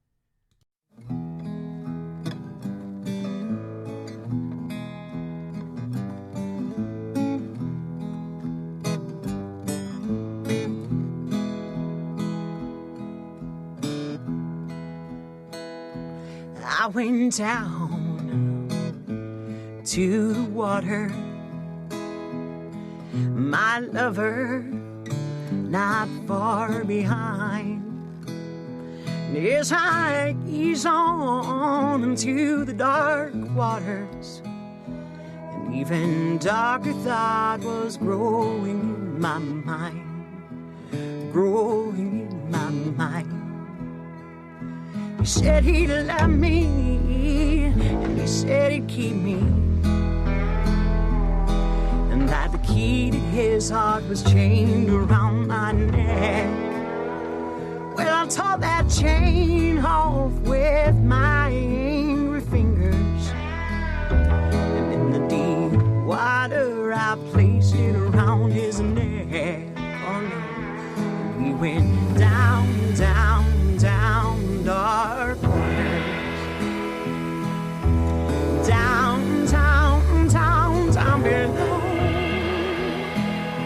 no more pain, ooh, and no more sorrow, and broken heart will ever have to know.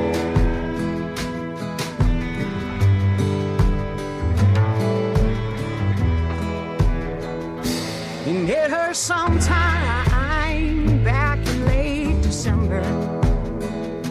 She and I were friends several years ago. But there were too many nights since then I can't remember.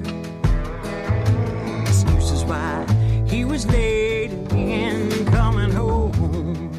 Meanwhile, my girl, well, she was not picking up her phone. No, no, no. So I took her down to a lovely garden by the water's edge, a sight to behold. I told her that my love will not be joining us. No, I told her that something was to come up at home. Meanwhile, we were at the water's edge, left all alone. And she went down, down, down dark waters. Down, down, down, down below. No, and no more pain, ooh, and no more sorrow. And no one will ever have to know. No, no, no, no, no, no, no, no, no, no. I did not think this through. I did not think this through. No, now that you'll be together, together forever. I did not think this through.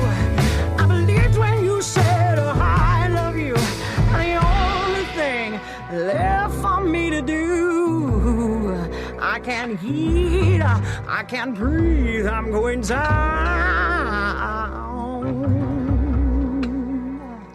I'm going down.